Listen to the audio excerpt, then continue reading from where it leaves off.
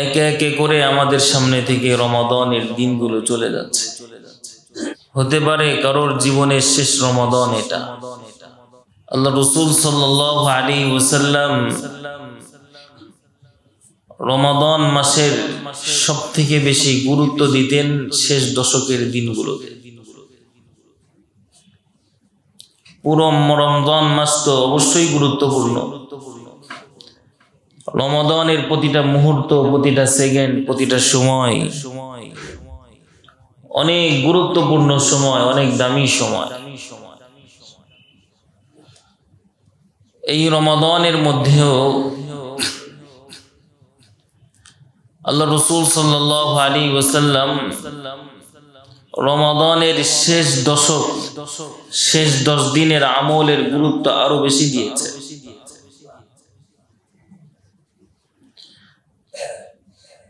হাদিস শরীফের মধ্যে আল্লাহ রাসূল সাল্লাল্লাহু আলাইহি ওয়াসাল্লাম বলেন যে রমাদান মাসের শেষ দশকে আল্লাহ রাসূল সাল্লাল্লাহু আলাইহি ওয়াসাল্লাম মাজায় কোমরে গামছা বেঁধে নেমে পড়তেন আল্লাহ পাকের ইবাদতের জন্য, বন্দেগীর জন্য।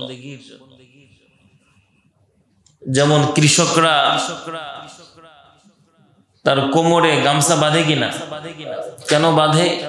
যাতে করে সে কাজ ভালোভাবে করতে পারে।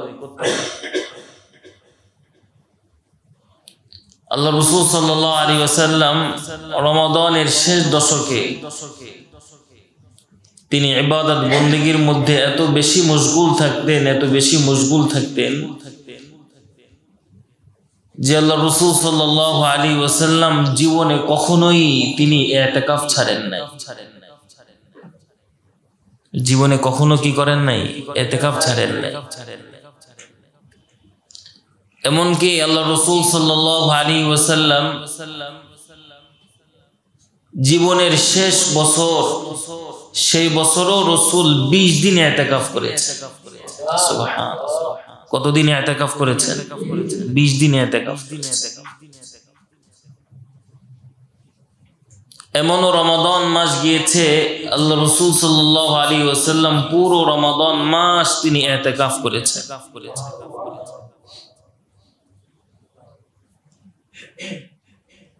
এজন্য রমাদান মাসের শেষ 10 দিনের ইতিকাফ এটা শুধু রাসূলের জামানা থেকে নয়, এটা অনেক প্রাচীন কাল থেকেই এই ইতিকাফ চলে আসছে। এর দলিল কোরআনে কারীমের আয়াত। আল্লাহ পাক রব্বুল আলামিন হযরত ইব্রাহিম আলাইহিস সালাতু ওয়াস সালাম আর ইসমাঈল আলাইহিস সালাতু ওয়াস সালাম কে আদেশ করেছিলেন, ওয়াহিদনা ইলা ইব্রাহিম ওয়া ইসমাঈল أن طهر بيتي للطائفين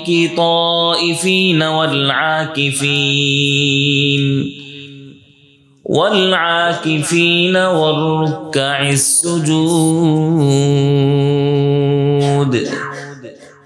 আল্লাহ পাক রব্বুল আলামিন হযরত ইব্রাহিম আলাইহিস সালাতু ওয়াস সালাম এবং হযরত ইসমাঈল আলাইহিস সালাতু ওয়াস সালাম কে আদেশ করেছিলেন যে হে ইব্রাহিম এবং ইসমাঈল, তোমরা আমার ঘরকে ইতিকাফকারীদের জন্য পবিত্র রাখো। সুবহানাল্লাহ।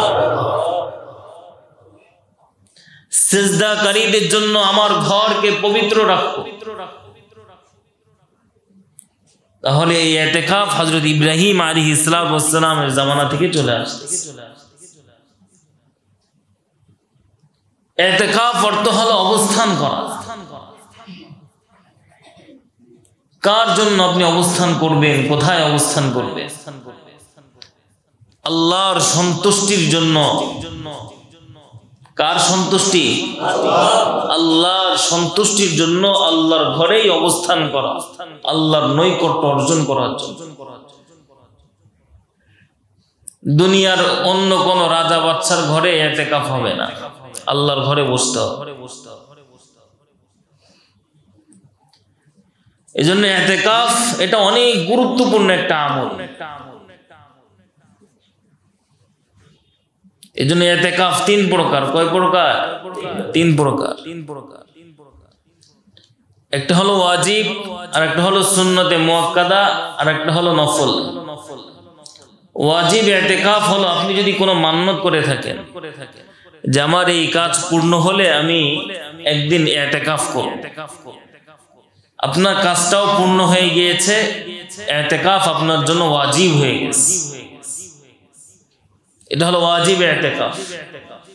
সুন্নতে মুআক্কাদা ইতিকাফ হলো রমাদানের শেষ দশকের ইতিকাফ, আর অন্য সময় যে কোনো সময় আপনি নফল ইতিকাফ রাখতে পারেন, একদিনের জন্য রাখতে পারেন। রমাদানের যে কোনো শেষ দশকের যে কোনো একদিন আপনি নফল ইতিকাফ রাখতে পারেন। তো সুন্নতে মুআক্কাদা হলো শেষ দশক, শেষ 10 দিন ইতিকাফ করা।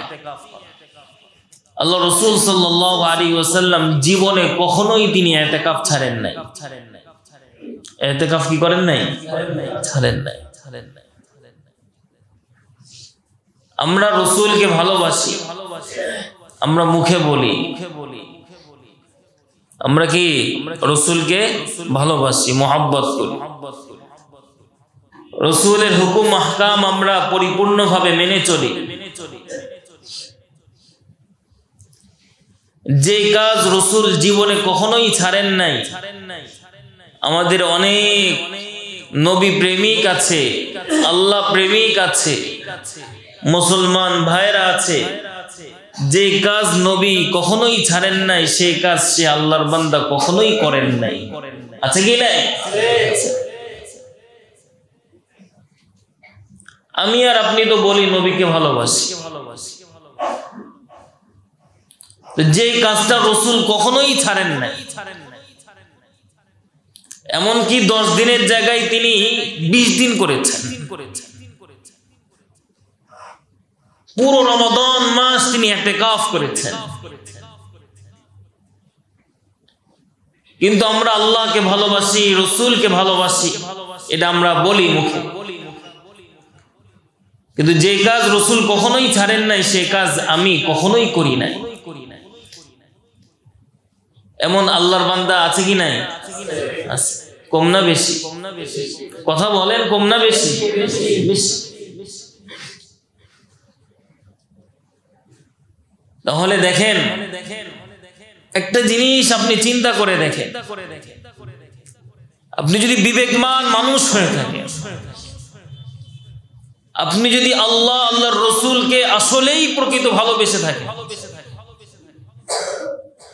দিল থেকে কথাগুলো শুনেন,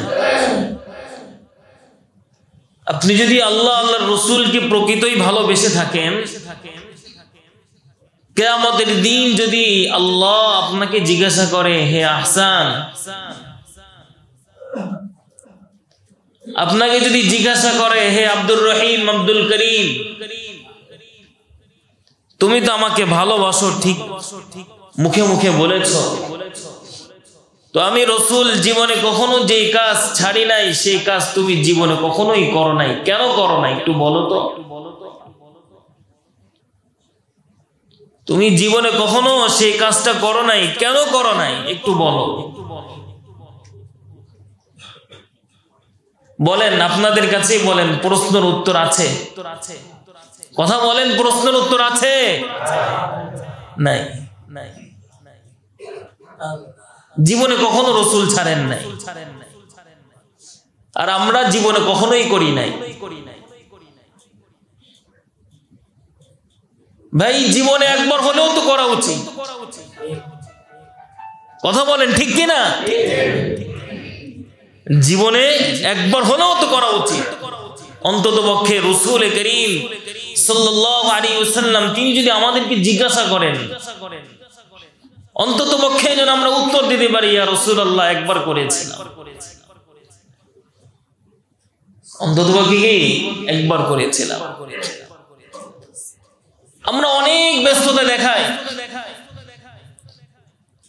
জীবনের কি অনেক ব্যস্ততা দেখায়, ব্যস্ততা আমাদের জীবন থেকে ছুটে না, দিন দিন ব্যস্ততা বাড়তেই থাকে, বাড়তেই থাকে, বাড়তেই থাকে। একটা জিনিস আপনি চিন্তা করে দেখেন, যে আল্লাহ রাব্বুল আলামিন আপনাকে পুরো বছর সব কিছু দিয়ে আপনাকে লালন পালন করতেছেন, রিজিক দিচ্ছেন, সুস্থতা দান করতেছেন, যে আল্লাহ রাব্বুল আলামিন আপনাকে অসংখ্য অগণিত নিয়ামত দিয়ে আল্লাহ পাক আপনাকে বেষ্টনীর মধ্যে রেখেছেন, একটা মুহূর্ত আল্লাহ পাকের নিয়ামতের বাহিরে আমরা নাই।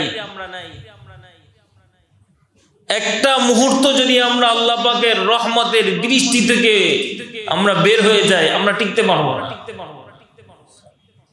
আমরা ধ্বংস হয়ে যাব। নিশ্চিত আমাদের জন্য ধ্বংস অনিবার্য। কারণ যে পরিমাণ গুনাহ আমরা করি,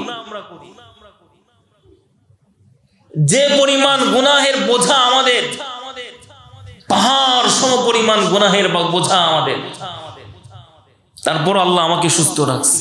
কথা বলেন ঠিক কিনা? তারপরও আমাকে আল্লাহ পাক খাওয়াচ্ছেন। এমন করেন নাই আমাকে পঙ্গু বানাই দেন নাই,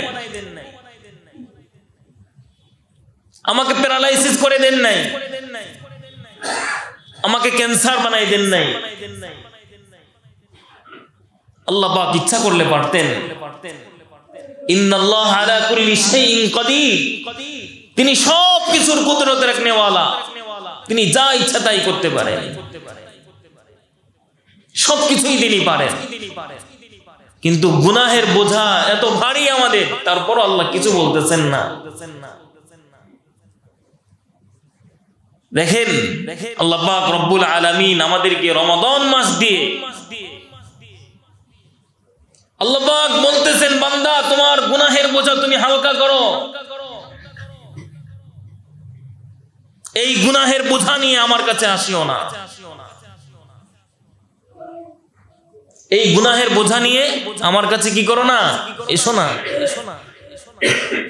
আল্লাহ পাক বলেন, ইয়া আইয়ুহাল্লাযীনা আমানুত্তাকুল্লাহ হাক্কা তুকাতিহি ওয়া লা তামুতুন্না ইল্লা ওয়া আনতুম মুসলিমুন। আল্লাহ পাক রব্বুল আলামিন বলেন, হে ঈমানদারগণ, হে ঈমানদারগণ, ইত্তাকুল্লাহ, তোমরা আল্লাহকে ভয় করো। হাক্কা তুকাতি, ভয় করার মতো ভয় করো। আল্লাহ পাক এতটুকু বললেই ক্ষান্ত হয়ে যেতে পারতেন। ইয়া আইয়ুহাল্লাযীনা আমানুত্তাকুল্লাহ, তুমি আল্লাহকে ভয় করো। সামনে এই কথা না বললেও হয়তো হাক্কা তুকাতি, ভয় করার মতো ভয় করো। এখানে আল্লাহ পাক রব্বুল আলামিন ঈমানদারদেরকে উদ্দেশ্য করে বারবার বলতেছেন, আমাকে ভয় করার মতো ভয় করো। কয়জন আমরা আমাদের রবকে ভয় করার মতন ভয় করি? কতজন করি আমরা? নাই, আমাদের দিলের মধ্যে আল্লাহ পাকের ভয় নাই। যদি আল্লাহ পাকের ভয় আমার আপনার দিলের মধ্যে থাকতো, তাহলে কখনোই আমরা গুনাহ করতে পারতাম না, কখনোই আমরা আরেকজনকে কষ্ট দিতে পারতাম না। যদি আল্লাহর ভয় আমার আপনার দিলের মধ্যে থাকতো, কখনো দুনিয়ার পিছনে আমরা ছুটতাম না। কথা বলেন ঠিক কিনা? কিন্তু আল্লাহ বলেছেন, হে ঈমানদারগণ, তোমরা আল্লাহকে ভয় করার মতো ভয় করো।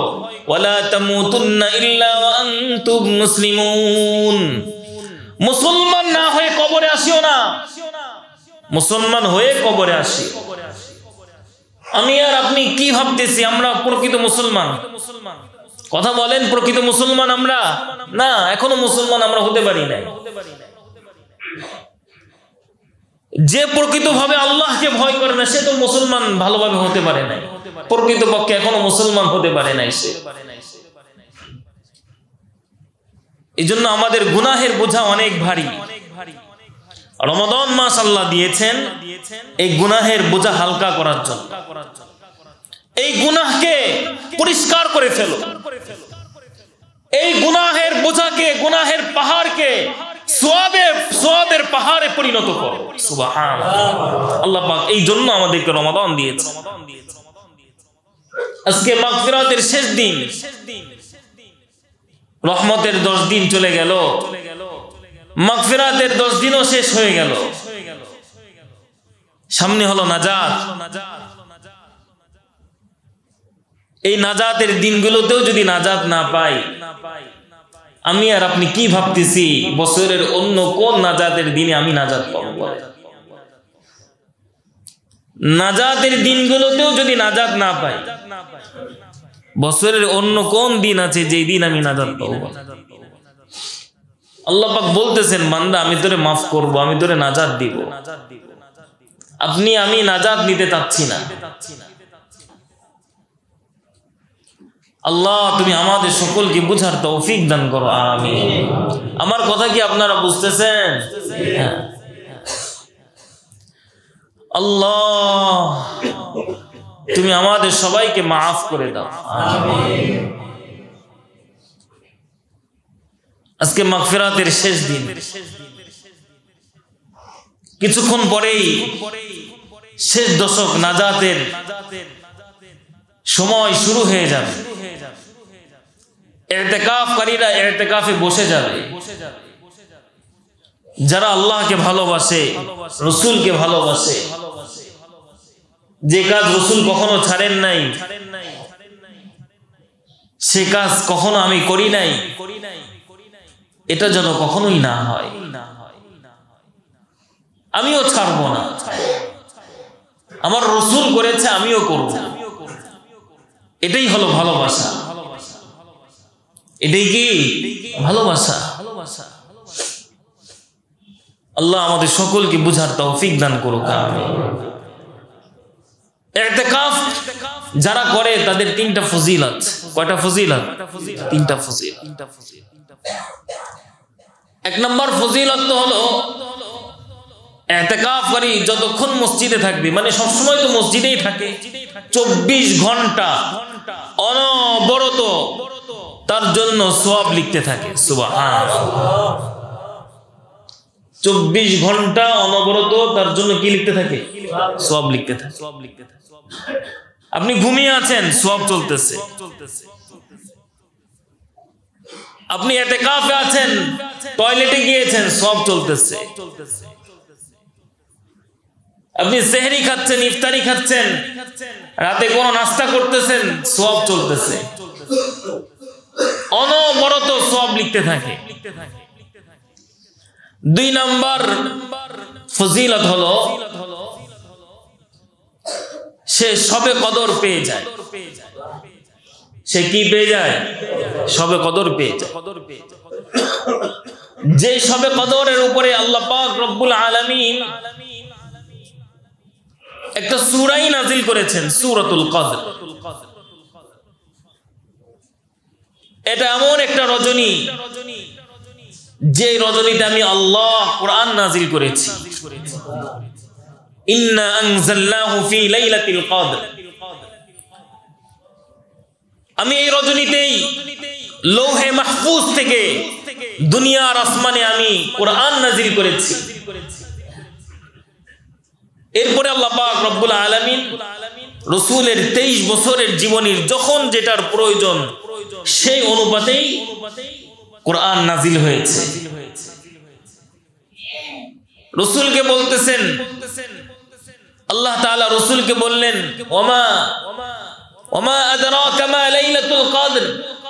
হে রাসূল, আপনি কি জানেন লাইলাতুল কদর কি জিনিস? আপনি কি জানেন লাইলাতুল কদর কি?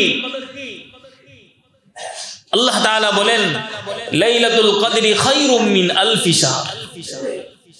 এটা এমন একটা রজনী, যে রজনী 1000 মাসের থেকে অনেক দামি, অনেক দামি, অনেক দামি। সুবহানাল্লাহ। যদি 1000 মাস ধরা হয়, 83 বছর 4 মাস, 83 বছর 4 মাস, এর থেকেও দামি একটা রজনীর দাম। তাহলে যারা ইতিকাফ করবে, তারা অবশ্যই শবে কদর পেয়ে যাবে। সে ঘুমিয়ে থাকুক। একজন ইতিকাফ করনেওয়ালা, তিনি ঘুমিয়ে আছেন, তার উপর দিয়ে শবে কদর যাবে, তার উপর দিয়ে শবে কদর যাবে। কিভাবে যাবে দেখেন। যারা ইতিকাফ করতে এসেছে, তারা আল্লাহর মেহমান, তারা কার মেহমান? দুয়ুফুর রহমান, তারা আল্লাহর মেহমান। আল্লাহ হলো মেজবান, তার বান্দা হলো কি? মেহমান। তো কখনোই প্রকৃত মেজবান, কখনোই প্রকৃত মেজবান তার মেহমানকে ভুলে যায় না। কথা বলেন ঠিক কি না? তার মেহমানকে ভুলে যায় না। তার ঘরের মেহমান আসছে, বিষয়টা এমন হবে না যে তাকে ভুলে গিয়েছে। যদি সে ভুলেই যায় তাহলে সে কেমন মেজবান হবে?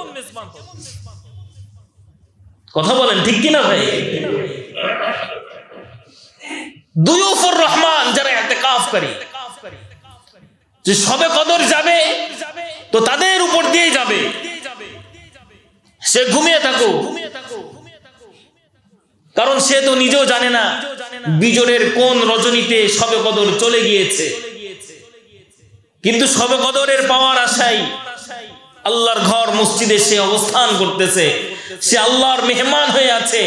আল্লাহ পাক এত বেইনসাফি করবে না যে তার মেহমানকে তিনি শবে কদরের ফজিলত না দিয়ে চলে গিয়েছেন। এটা কখন হতে পারে? এটা আল্লাহর শানের খেলাফ।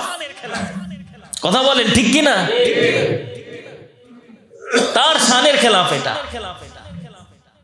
এজন্য মেহেরবানি করে আমরা ইতিকাফ করব, আমরা ইতিকাফ করব ইনশাআল্লাহ। জীবনের অনেক ব্যস্ততা থাকবে, অনেক সময় থাকবে, 10টা দিন আপনি আল্লাহর জন্য সময় দিবেন। এটা নিয়েও যদি অনেক আলোচনা করতে হয়, এটা নিয়ে যদি আপনাকে বুঝাইতে হয়, এটা তো আফসোসের বিষয়।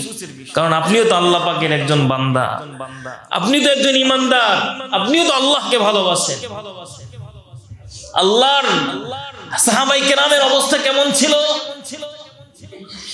একবার বলেছে, দ্বিতীয়বার বলতে হয় নাই। নিজের জীবনকে কুরবানি দেওয়ার জন্য উৎসর্গ হয়ে গেছে। কথা বলেন ঠিক কি না?